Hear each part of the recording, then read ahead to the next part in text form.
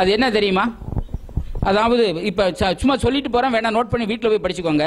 சங்கீதம் 65:2 அதில் என்ன சொல்லுதுன்னா, ஜெபத்தை கேட்கிறவரே. நல்ல கவனிங்க, கேட்ட சத்தியம் உள்ள போட்டும் வீட்டில் போய் யோசனை பண்ணி பாருங்க, இதன்படி செயல்படுகிறோமா? அதை நீங்கள் கொஞ்சம் சற்று யோசித்து பாருங்க. அதாவது அந்த இடத்துல என்ன பார்க்கிறோம்? நம்முடைய தேவனுக்கு ஒரு பேர் என்னது? ஜெபத்தை. நம்முடைய தேவன் ஜெபத்தை கேட்கிறவர். நல்ல தெளிவா இருக்கணும்.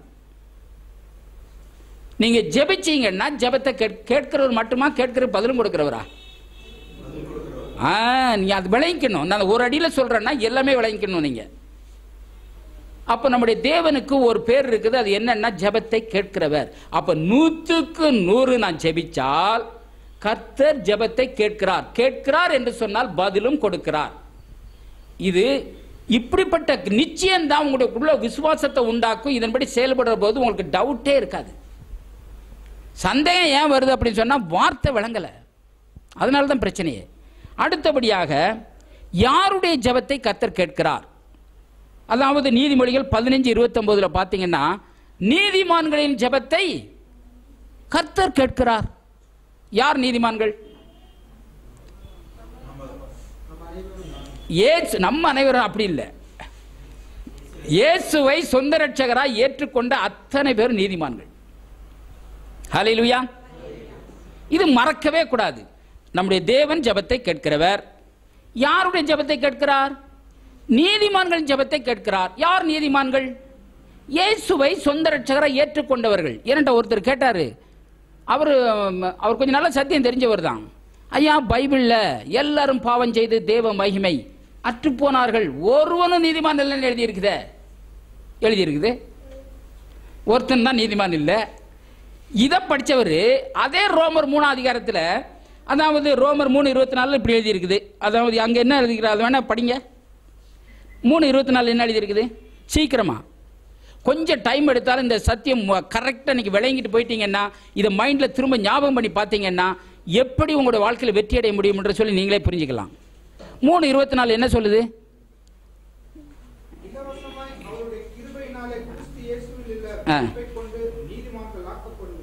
ஆமென், அல்லேலூயா. எல்லாரும் பாவம் செய்து தேவ மகிமை அற்றுப்போனா ஒருவனும் நீதிமான் இல்லை, உண்மை. ஆனால் இந்த வசனம் என்ன சொல்லுது? இலவசமாய் கிருபையினாலே இயேசு கிறிஸ்துவில் உள்ள மீட்பை கொண்டு நீங்கள் நீதிமான்கள் ஆக்கப்படுகிறார்கள். இது ஆக்கப்படுகிற விவகாரம். நீங்கள் நல்லவர்களா கெட்டவர்களா என்ன நன்மை செய்கிறார் அதை வச்சு நீதிமான்கள் ஆக்கல. அவர் கிருபையாய் இலவசமாய் கிஃப்டாய் ஈவாய் உங்களை நீதிமான்கள் ஆக்கி இருக்கிறார்.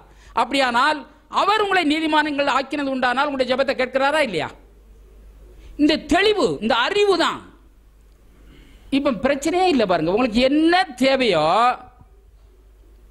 இப்ப நீங்க கேட்டா கிடைக்குது. பின்ன என்ன பேஜாரு? உங்களுக்கு என்ன வருத்தம்? யார் மேல என்னத்துக்கு வருத்தம்? எனக்கு ஏன் இது நடக்கல கொள்ளலன்றீங்க? அப்படியானால் இந்த அறிவு தான். தேவன் ஜெபத்தை கேட்கிறார், நீதிமானுடைய ஜெபத்தை கேட்கிறார். நான் நீதிமானன், நான் உண்மையாகவே நான் செய்யற நல்ல காரியத்தினால் கெட்ட காரியத்தில் நீதிமான் ஆகல, அவர் கிருபையாய் நீதிமானாய் ஆக்கி இருக்கிறார். இன்னும் ரோமர் 2 Corinthians 5:21 பார்த்தீங்கன்னா, பாவம் அறியாத அவரை உங்களுக்காய் பாவம் ஆக்கினார்.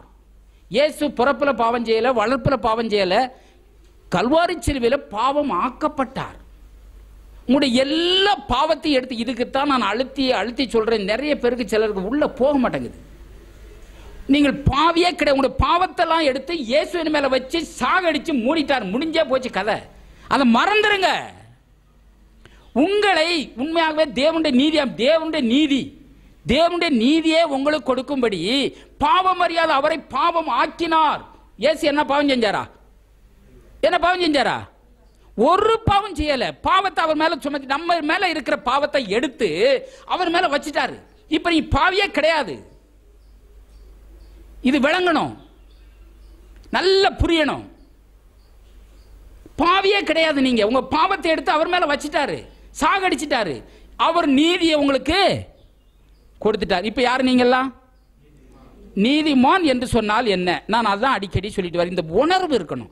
நீதிமான் சொன்னா யார் தெரியுமா? நீதினு சொன்னாலே குற்ற உணர்வு இருக்கக்கூடாது, தாழ்வு மனப்பான்மை இருக்கக்கூடாது, ஆக்கினை தீர்ப்பு உணர்வு இருக்கக்கூடாது. இப்படி இருக்காமல் நிற்கக்கூடிய தகுதி, தேவனுக்கு முன்பாக நிற்கக்கூடிய தகுதி தான் நீதி. அப்ப இந்த நீதி உங்களால் உண்டாச்சா? தேவனுக்கு முன்பாக குற்ற உணர்வு இல்லாம, தாழ்வு மனப்பான்மை இல்லாம, ஆக்கினை தீர்ப்பு உணர்வு இல்லாம தேவனுக்கு முன்பாக நிற்கக்கூடிய தகுதி யார் கொடுத்தது? ரட்சிப்பு தேவன் இயேசு கிறிஸ்து மூலமாய் கொடுத்தார். அப்ப அவர் உங்களை குற்ற உணர்வு விடுதலையாக்கி இருக்கிறார், ஆக்கினை தீர்ப்பின் உணர்வு நீங்களாக்கி இருக்கிறார், தாழ்வு மனப்பான்மையில் விடுவித்திருக்கிறார். இது அவர் விடுவிக்கப்பட்ட விவகாரம். இது ஆல்ரெடி தேவனுக்கு முன்பாக நிற்கக்கூடிய தைரியத்தை, பலத்தை, அந்த சுதந்திரத்தை கர்த்தர் கொடுத்திருக்கிறார். அவர் கொடுத்திருக்கிறார் என்பதை நீங்கள் அங்கீகரிக்காவிட்டால் உங்களுடைய வாழ்க்கையில குற்ற உணர்வு இருக்கும், தாழ்வு மனப்பான்மை இருக்கும், ஆக்கினை தீர்ப்பு உணர்வு இருக்கும். நல்லா புரிந்து கொள்ளுங்கள்.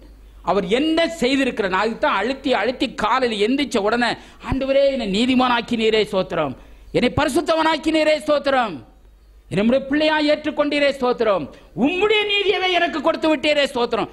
இது சத்தமா சொல்ல சொல்ல உங்களுடைய விசுவாச லெவல் உயரும். இதை ஜெபம் பண்ணுங்கன்னு சொல்றேன். ஹல்லேலூயா. இதுதான் இன்னைக்கு பிரச்சனையே. இது கிறிஸ்துவில் நீங்கள் யார் என்றதை காட்டும். நீங்க கிறிஸ்துவில யார் என்றதை நீங்க கண்டுபிடிக்கலன்னு சொன்னா மற்றவர்களை நீங்க கண்டே பிடிக்க முடியாது.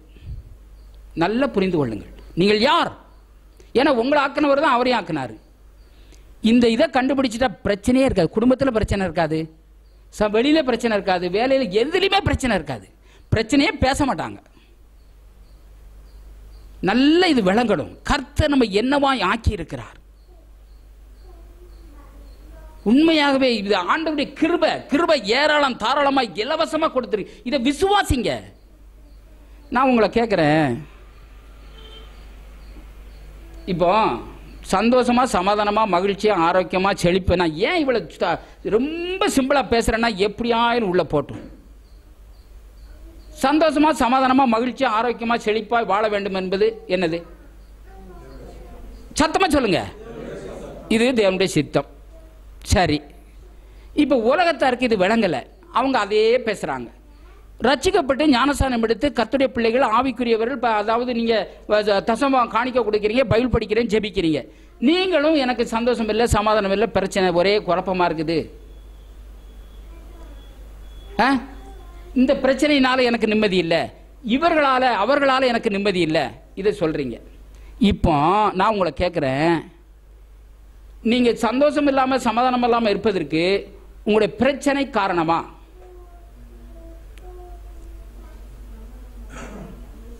சத்தமா சொல்லுங்க. உங்க பிரச்சனை, அதாவது உங்களுக்கு சந்தோஷம் இல்லை, சமாதானம் இல்லை, இந்த பிரச்சனையினால எனக்கு உண்மையாவே எனக்கு சந்தோஷம் இல்லைன்னு சொல்றீங்க. இந்த பிரச்சனை காரணமா? இல்லை. இல்லைன்னு எத்தனை பேர் சொல்றீங்க? சரி, மற்றவர்கள் இதுக்கு காரணம், அதனாலதான் எனக்கு சமாதானம் இல்லை அப்படின்னு எத்தனை பேர் சொல்றீங்க? அப்ப யார் தான் காரணம்? எப்போ உங்க பிரச்சனைக்கு நீங்க தான் காரணம்னு சொல்லி சரியா விளங்கிட்டீங்கன்னா ஒரு செகண்ட்ல அந்த பிரச்சனை வெளியே வந்துடலாம்.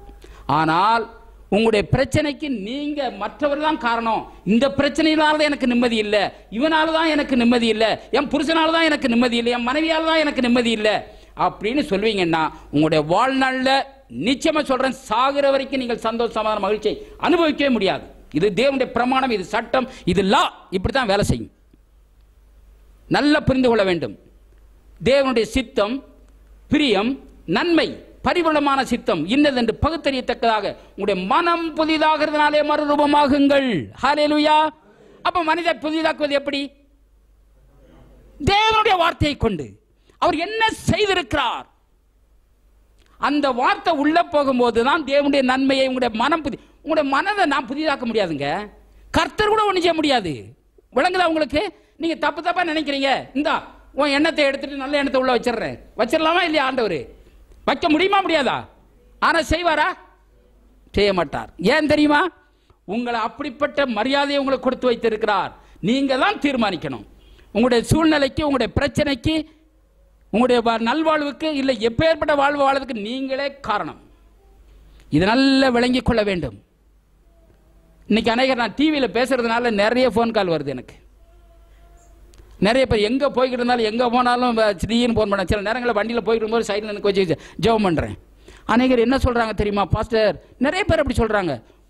பெரும்பாலும் சகோதரிங்க சொல்கிறது மெயின் பாயிண்ட் புருஷன் மேலே.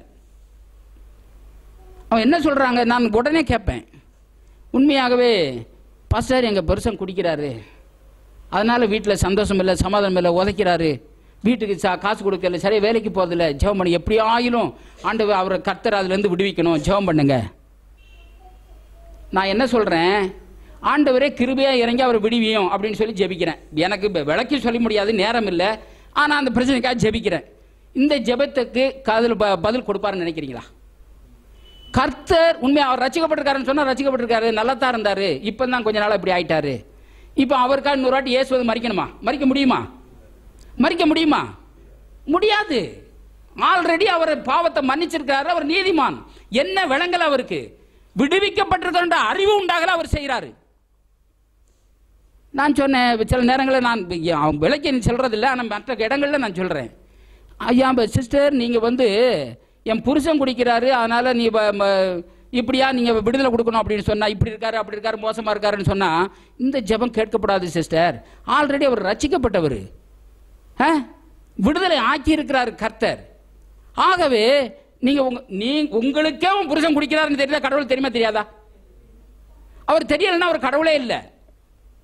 அப்ப அவருக்கு தெரியும். பிரச்சனையே சொல்லாதங்க, என்ன ஆகணும், அவர் நல்லா ஆகணும். என்ன ஆக்கி இருக்கிறார் கர்த்தர்? அவரை நீதிமான் ஆக்கி இருக்கிறார் சிஸ்டர், பரிசுத்தவன் ஆக்கி இருக்கிறார், தேவனுடைய பிள்ளை. ஆகவே ஆண்டவரே இதை அறிந்து கொள்ள புரிந்து கொள்ள பிரகாசமுள்ள மனக்கண்கள் கொடுங்க ஆண்டவரே. நீர் அப்படி ஜெபத்தை கேட்கிறவர், என்னுடைய ஜெபத்தை கேட்கிறீர், அப்படி மாற்றினேக்காய் நன்றி, அப்படி சொல்லுங்க, சூழ்நிலை மாறிடும். ஹல்லேலூயா. இதைத்தான் செய்ய முடியல. நிறைய பேருக்கு வேற பொறுமை வேற இல்லை. நான் அப்படிதான் ஜெபிச்சுக்கிட்டு இருக்கேன், இருக்க பிரச்சனை ஜாஸ்தி ஆகுது. விசுவாசன்றது பேக் அடிக்காது, சொன்னபடி நடக்கும். எவ்வளவு நாளைக்கு சொல்லணும்? நடக்கிற வரைக்கும் சொல்லணும், அதுதான் விசுவாசம். கொஞ்சம் பேர் நான் இப்படி செய்கிறேன் ஆனால் அதுக்கு மாறா நடக்குது, இதுதான். இன்னைக்கு கொஞ்சம் நேரம் ஆனாலும் பரவாயில்ல, நான் கொஞ்சம் குயிக்காக பேசிடலான்னு இருக்கிறேன். கொஞ்சம் பொறுமையோடு இருந்தீங்கன்னா, இந்த சத்தியத்தை கற்றுக்கிட்டீங்கன்னா உங்களுடைய வாழ்க்கையில் ரொம்ப வெற்றிகரமாக இருக்க முடியும். ஹல்லேலூயா. ஆகவே நீங்கள் யார், உங்களுக்கு என்ன நடக்கணும், என்ன ஆகணுன்றத பேசுங்க. இப்போ சரியில்லை, வியாபாரம் சரியில்லை, தொழில் சரியில்லை, எதுவுமே சரியில்லை, சரியாகணும். சரியாகணும்னா வார்த்தை என்ன சொல்லுது? வார்த்தையின்படி பேச பழங்க. வார்த்தை தான் வேலை செய்யும், வார்த்தை தான் உங்களுடைய வாழ்க்கையில் வெற்றியை கொண்டு வரும். ஆகவே நம்முடைய தேவன் ஜெபத்தை கேட்கிறவர், நீதிமான ஜெபத்தை கேட்கிறார். நாம் நீதிமான். அடுத்தபடியாக இயேசுவின் இடத்துல ஜெபிக்காதீங்க. நல்லா கேட்டுக்கோங்க. ஏசப்பா எப்படியாயிரம் மன இறங்கி எனக்கு உதவி செய்யுங்க, இந்த ஜெபம் கேட்கப்படாது. நல்லா விளங்கிக் கொள்ளணும். அப்ப இயேசுவின் நாமத்தினால யார்கிட்ட ஜெபிக்கணும்? பிதாவின் இடத்துல ஜெபிக்கணும். அதுக்கு வேணா யோவான் 16:23-24 எழுதிக்கோங்க, வீட்டில் போய் படிங்க, ஏன்னா படிக்க நேரம் இல்லை. அப்ப என் நாமத்தினாலே இதுவரைக்கும் நீங்க ஒன்றும் கேட்கல, என் நாமத்தினாலே கேளுங்கள், அப்பொழுது பிதா உங்களுக்கு கேட்கதெல்லாம் கொடுப்பாரு. அப்ப இயேசுவின் நாமத்தினால நம்ம கேட்கணும். இயேசுவின் நாமத்தினால பிதாவினிடத்தில் என்ன கேட்டாலும் அவர் கொடுப்பார். இயேசு நாமத்தை பயன்படுத்த உங்களுக்கு அதிகாரம் கொடுத்திருக்கிறார். அப்ப இயேசுவின் நாமத்தினால பிதாவினிடத்தில் கேட்கணும், அப்பதான் அது கிடைக்கும். அது நல்லா புரிந்து கொள்ள வேண்டும். அடுத்தபடியாக தேவனுடைய சித்தத்தின்படி கேட்க வேண்டும். அவருடைய சித்தம் எங்க இருக்குது? தேவனுடைய வார்த்தையில். அப்ப வார்த்தையின்படி கேட்கணும். வார்த்தையை விட்டுட்டு நீங்க பேசுற போதெல்லாம் என்ன நடக்குது? ஆண்டவரே எனக்கு இப்படி அதாவது என்ன சொல்றாருன்னா, அதுக்கு வேணா வசனம் 1 யோவான் 5:14-15 எழுதி வச்சுக்கோங்க, வீட்டில் போய் படிங்க. எவன் ஆகிலும் தேவனுடைய சித்தத்தின்படி கேட்டால் அதற்கு செவி கொடுக்கிறார் என்பதே நாம் அவர் மேல் கொண்டிருக்கிற தைரியம். தைரியம் எங்க இருந்து வருது? வார்த்தையின்படி கேட்டால். தேவனுடைய சித்தம் என்ன? இன்னைக்கு அநேகர் தேவனுடைய சித்தத்தை அறிந்து கொள்ள முடியாம தவிக்கிறாங்க. இது தேவனுடைய சித்தமா? இப்படி வியாபாரம் பண்ண போறேன் தேவனுடைய சித்தமா? இப்படி தொழில் தொடங்க போறேன் தேவனுடைய சித்தமா? என் பொண்ணுக்கு பையனுக்கு அதாவது திருமணம் செய்யணும், இந்த பெண்ணு தேவனுடைய சித்தமா? தேவனுடைய சித்தம் என்னன்னு சொல்லி திட்டமா எழுதி வச்சிருக்கிறது. எல்லாரும் ரட்சிக்கப்பட வேண்டும் அது தேவனுடைய சித்தம், எல்லாரும் சத்தியத்தை அறிய வேண்டும் அது தேவனுடைய சித்தம், எல்லாமே தேவனுடைய சித்தம். நான் உங்களுக்கு சொல்றேன், நீங்க மட்டும் நீதிமான்கள் இல்லை, இந்த உலகத்தில் இருக்கிற அத்தனை பேருமே நீதிமான் தான். தெரியுமா உங்களுக்கு? இது எத்தனை பேர் ஒத்துக்கிறீங்க? இப்ப நீங்க இயேசு ஏற்றுக்கொண்டிருக்கிற நீதிமான்க. இப்ப ஒரு இந்த இயேசுவை ஏற்றுக்கொள்ளல, அவன் அதிமான, ஆனா அவனும் நீதிமான் தான். அவனுடைய பாவத்துக்காக இயேசு மரித்திருக்காரா இல்லையா? இன்னொரு வாட்டி இயேசு அவனுக்காக மரிக்கணுமா? இன்னொரு வாட்டி ரத்தம் சிந்தணுமா? இல்ல. உலகத்தாருடைய பாவத்தை அவர் என்றதே இல்லை. தெரியுமா உங்களுக்கு? இவங்க எண்ணிக்கிட்டு இருக்காங்க, அவர் என்றது இல்லை. ஆல்ரெடி விடுதலை ஆக்கி இருக்கிறாரு. இப்போ ஒரு அதாவது ஒரு அநீதிமான், ஒரு நீதிமான், ஒரு பாவி, ஒரு செகண்ட்ல நீதிமானா மாறிட முடியும். இயேசு என்னுடைய பாவத்துக்காக மன்னித்திருக்கிறார், ஆகவே இந்த இயேசுவை நான் சொந்த ரட்சகராக ஏற்றுக்கொள்கிறேன் அப்படின்னு சொன்ன உடனே என்ன ஆயிட்டான்? இப்ப பாவி பரிசுத்தவான் ஆகிட்டான், நீதிமான் ஆகிட்டான். உலகத்தாருடைய பாவத்தை என்றதில்லைன்னு சொல்லி பச்சை எழுதி வச்சிருக்குது பைபிள்ல. தெரியுமா உங்களுக்கு? அவங்களுக்கு அது விளங்கல, அது புரியல, அவங்க ஏற்றுக்கொள்ளல, அவங்க அப்படி இருக்கிறாங்க. ஆனா நீங்க ஏற்றுக்கொண்டவர்கள், பரிசுத்தவான்கள், நீதிமான்கள், இதை கூட ஆயும் நீங்கள் அங்கீகரிக்கலன்னா இப்படித்தான் வாழணும். நல்லா விளங்கிக்கணும், புரிந்து கொள்ள வேண்டும் நாம் யார். இந்த ஒரு சத்தியம் நல்லா விளங்குச்சுன்னா உங்களுக்குள்ள. ஏன்னா இப்போ நான் பாருங்க, நான் தேவனுடைய மகன், நீதிமான், பரிசுத்தவான், தேவனுடைய என்னை குறித்து பலரும் பல விதமா பேசுறாங்க. என்ன நடக்கும் தெரியுமா? நான் சரியா நான் யாருன்னு புரிஞ்சிட்டேன்னா என் மனம் அங்கீகரிக்காது, எனக்கு வேதனையே உண்டாகாது. இப்ப வேதனை உண்டாகுதுன்னு சொன்னா நான் யாருன்னு கண்டுபிடிக்கல. நீங்க பேசுறீங்கன்னு சொன்னா என்ன நான் யாருன்னு உங்களுக்கு தெரியல, நீங்க பேசுறீங்க. ஆனா எனக்கு யாருன்னு தெரியுது, நான் ஏன் வேதனைப்படணும்? அதே போலதான் நான் யாருன்னு கண்டுபிடிச்சிட்டேன்னா நான் மற்றவர்களை குற்றம் சாட்டவே மாட்டேன். ஹல்லேலூயா. இந்த தெளிவு இருந்தா தான், அதாவது நீதினா என்ன, தேவனுக்கு முன்பாக எப்படி நீதிமன்றம் ஆக்கி இருக்கிறார், இந்த சத்தியம் ஆழமா உள்ள போனா தான் யாரு என்ன சொன்னாலும், பொதுவா யாருன்னா சொன்னாலும் என்னையத்தான் சொல்லிட்டாங்க. ஏன்னு சொன்னா குற்ற உணர்வு உள்ள இருக்குது. விடுதலை ஆக்கப்பட்டிருக்கிற அறிவு உண்டாகவில்லை. என் ஜனங்கள் அறிவில்லாமையினால் சங்காரமாகிறார்கள். நல்ல விளங்கிக் கொள்ள வேண்டும். நீங்கள் யார்? உங்களை யாருமே குற்றப்படுத்த முடியாது. நீங்கள் நீதிமான்கள், பரிசுத்தவான்கள், தேவனுடைய பிள்ளை, நீங்கள் ராஜாக்கள், ராணிகள். நீங்கள் அப்படி மற்றவர்கள் சொல்லுகிற வார்த்தையை கேட்டு வேதனைப்படுவீர்களானால் உங்கள் யார் என்பதை நீங்கள் கண்டுபிடிக்கவில்லை. நல்ல புரிந்து கொள்ளுங்கள். தேவனுடைய சித்தத்தின்படி கேட்டால் உண்மையாகவே அவர் பதில் கொடுக்கிறார். அடுத்தபடியாக வார்த்தையின்படி தான் நம்ம கேட்கணும். வார்த்தையை விட்டுட்டு நீங்க வேற ஜெபிச்சீங்கன்னா அது நடக்காது. எங்களுக்கு இப்படித்தான் பழக்கம், எனக்கு இப்படித்தான் தெரியும்னு சொன்னா, எங்களுக்கு இப்படித்தான் ஜெபிச்சு பழக்கம், எங்களுக்கு இப்படியெல்லாம் ஜெபிக்க முடியாதுன்னு சொன்னா அது வேலை செய்யாது. ஜென்ரலா நடக்கலாம், ஆனா வார்த்தையின்படி நடக்காது. வார்த்தையினால தான் உண்டாக்குனாரு. விசுவாச தேவன், வார்த்தையின் தேவன், வார்த்தையினால தான் எல்லாத்தையும் உண்டாக்குனாரு. அவரை போல நம்மளை உண்டாக்கி இருக்காரு. இப்போ வார்த்தையினால தான் நம்மளும் கூட சூழ்நிலையை மாற்ற முடியும். உங்களை குறித்து வார்த்தை என்ன சொல்லுதோ அதுதான் செய்யணும். அடுத்தபடியாக உண்மையாகவே விசுவாசம் எப்படி வரும்? கேள்வினால வரும். கேள்வி எப்படி வரும்? வார்த்தையினால். ஆண்டோடைய வார்த்தையினால தான் விசுவாசமே வருது. அப்போ ஆண்டோடைய வார்த்தையினால் விசுவாசம் வரும்னா சாத்தானுடைய வார்த்தையினால என்ன வரும்? அவிசுவாசம் வரும்.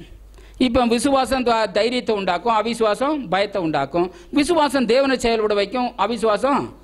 இங்க பிரச்சனை அதுதான். 10 வருஷம் ஆனாச்சு, 20 வருஷம் ஆச்சு, இன்னும் அப்படித்தான் இருக்குது. எந்த மாற்றம் இல்லை. மாற்றம் வராது. எப்படி வரும் மாற்றம்? வார்த்தையை பேசினியா? வார்த்தையை நம்பி விசுவாசித்து அதன் மேல இதா இருந்தியா? அதுதான் முக்கியம். அதுக்கு தான் என்ன சொல்றோன்னு சொன்னா, ஸ்டார்டிங்கிலே சொன்னதை கவனிச்சிங்களா?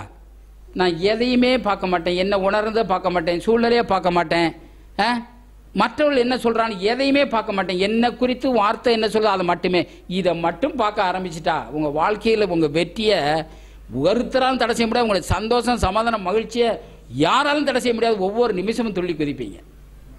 ஹல்லேலூயா. இதுதான் பிரச்சனையே. இப்போ ஆகவே இதை குறித்து தெளிவா நீங்க புரிந்து கொள்ள வேண்டும். அதாவது இதனால தான் மார்க் எழுதின சுவிசேஷம் 11ஆம் அதிகாரம் 22லிருந்து 24 வரைக்கும் படிக்க வேண்டாம். தேவனுடைய விசுவாசம் உள்ளவர்களா இருங்கள். தேவனிடத்தில் விசுவாசம் உள்ளவர்களா அங்கே எழுதியிருக்குது. ஆனால் தேவனுடைய விசுவாசம் உள்ளவர்களா இருங்கள். அப்படியானால் தேவனைப் போலவே உங்களுடைய விசுவாசத்தை பயன்படுத்துங்கள்.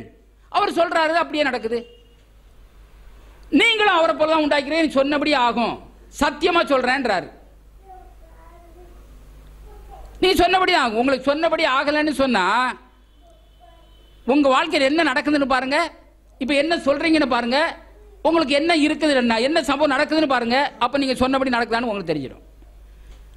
சந்தோஷம் இல்லை, சமாதானம் இல்லை, மகிழ்ச்சி இல்லைன்னு சொல்றீங்க. எப்படி சொல்றீங்க? வீட்டில் உண்மையாகவே சந்தோஷம் இல்லை, சமாதானம் இல்லை, மகிழ்ச்சி இல்லை. ஆகவே உண்மையாகவே நீங்க சொல்றது பொய் இல்லை, உண்மைதான்.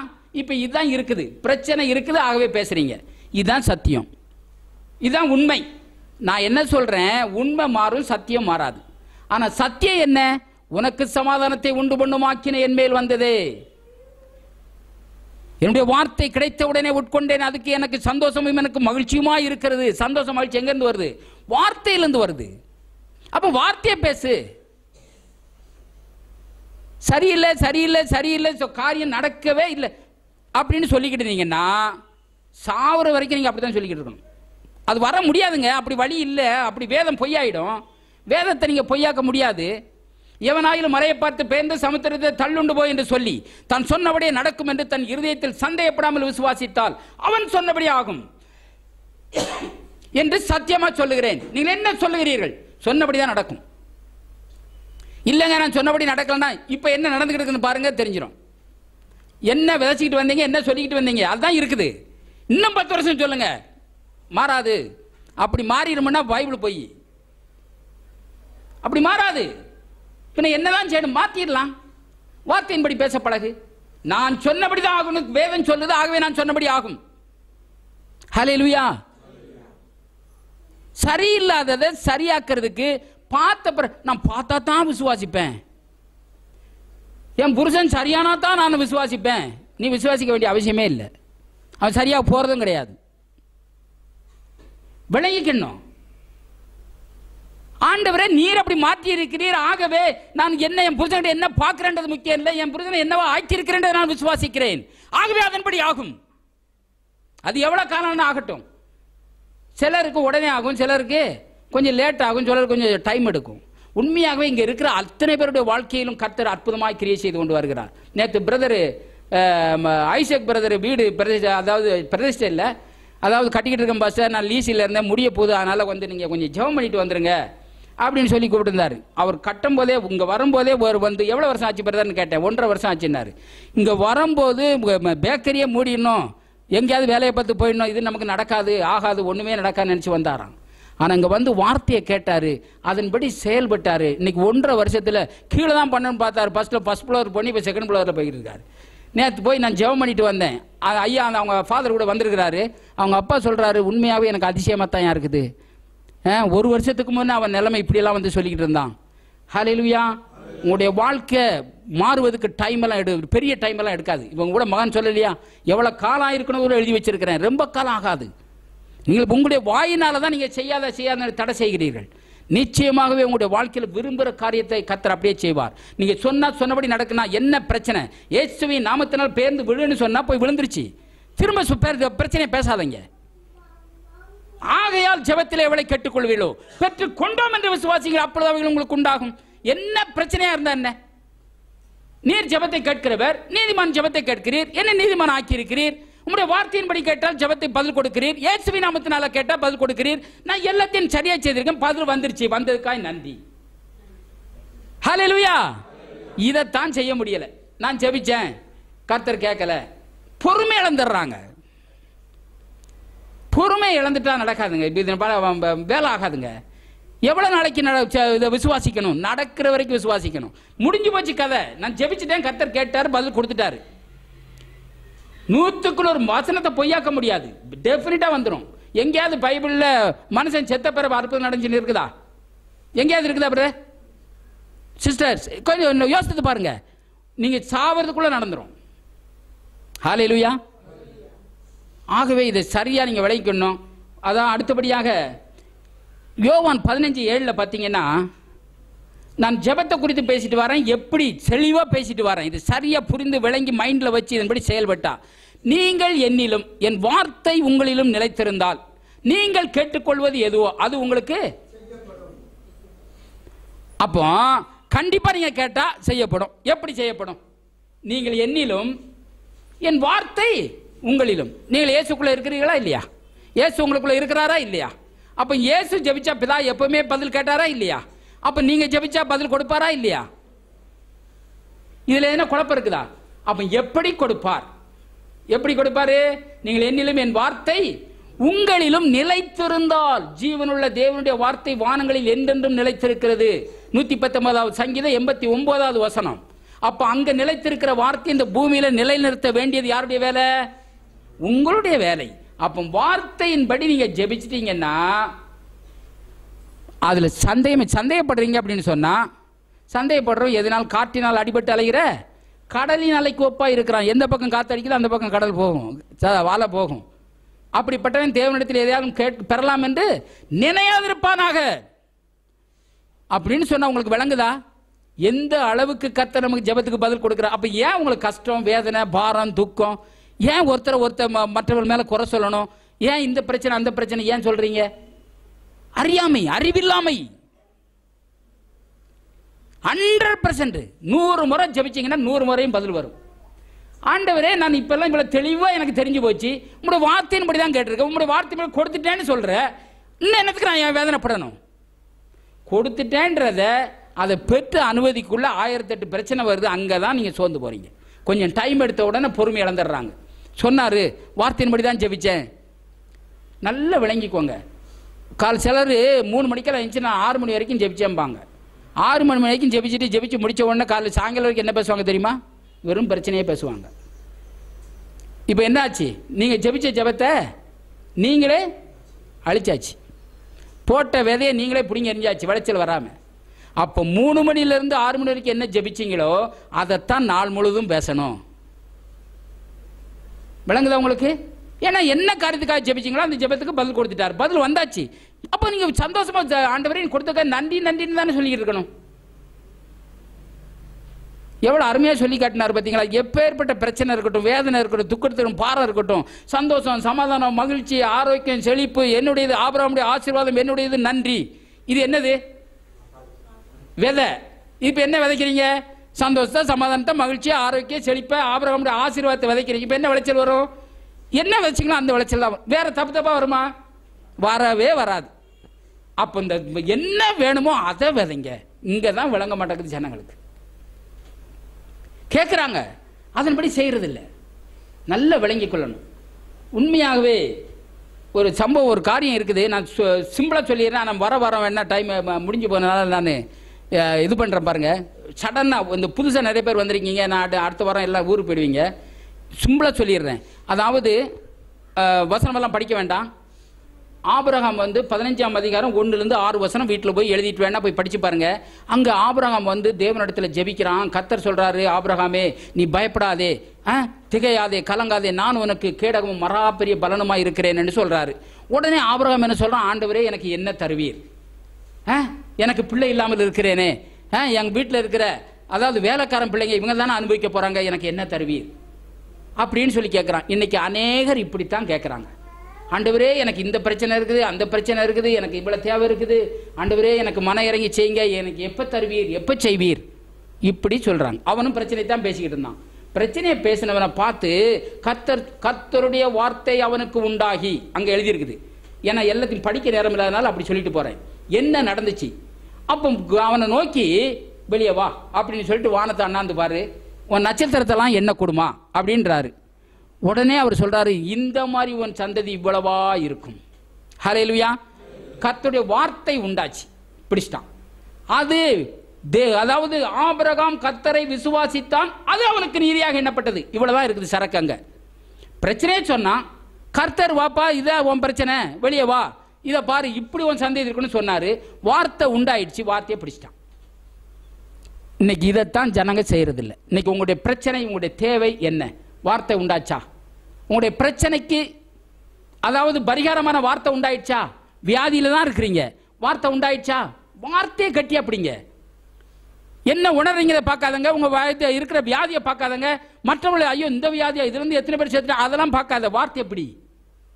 வார்த்தையை பிடிச்சிட்டான், அது அவனுக்கு நீதியாக எண்ணப்பட்டது அப்படின்னு சொன்னா அது அவனுக்கு அப்படியே நடந்துருச்சு. அப்ப இப்படித்தான் வேலை செய்யுது. ஆபிரகாம் யாரு? விசுவாசியின் தகப்பன். அவன் செஞ்சதை போலதான் நம்ம செய்யணும். உண்மையாகவே நான் சுருக்கமா சொல்றேன், எப்படி விசுவாசித்தான் சொல்லி அப்போஸ்தலனாகிய பரிசுத்த பவுல் ரோமாபுரியில் உள்ள சபையாருக்கு அருமையான ஒரு பாடத்தை கற்றுக் கொடுக்கிறான், விசுவாசத்தை கற்றுக் கொடுக்கிறான். ரோமருக்கு எழுதின நிருபம் 4ஆம் அதிகாரம் 17ஆம் வசனத்திலிருந்து முடிய நீங்க வீட்டில் போய் படிச்சு பாருங்க, வேணா நோட் பண்ணிட்டு. அங்க என்ன சொல்றாரு? அதாவது மரித்தோரை உயிரோடு எழுப்புகிறவர் என்பதை ஆபிரகாம் அறிந்து கொண்டான். செத்து போச்சு, முடிஞ்சு போச்சு, ஆகாது, நடக்காது, செத்து போனா கூட உயிரோடு எழுப்புகிறவர் என்பதை ஆபிரகாம் அறிந்து கொண்டான். அவன் கர்த்தரை விசுவாசித்தான். அடுத்தபடியா பாத்தீங்கன்னா, இல்லாதவளை இருக்கிறவளை போல் அழைக்கிற தேவன் என்பதை, இதை விளக்கி சொல்லணும்னா இதுக்கு ஒரு 2 மணி நேரம் வேணும். டிவியில் ஓரளவுக்கு பேசியிருக்கிறேன். அப்படியானால் இல்லாதது கூட இருக்கிறத போல. இப்ப என்ன இல்ல? சுகம் இல்ல. ஆனா சுகம் எங்க இருக்குது? வார்த்தையில. வார்த்தையில எல்லாமே இருக்குது. வார்த்தை எதை சேர்ந்தது? ஆவிக்குரிய உலகத்தை சேர்ந்த. ஆவிக்குரிய உலகம் இயற்கை உலகம். ஆவிக்குரிய உலகத்தில் எல்லா ஆசீர்வாதமும் இருக்குது. கடவுள் எந்த உலகத்தை சேர்ந்தவர்? வார்த்தை எந்த உலகத்தை சேர்ந்தது? அப்ப அந்த உலகத்தில் என்ன இருக்குது? உங்களுக்கு தேவையான அத்தனை இருக்குது.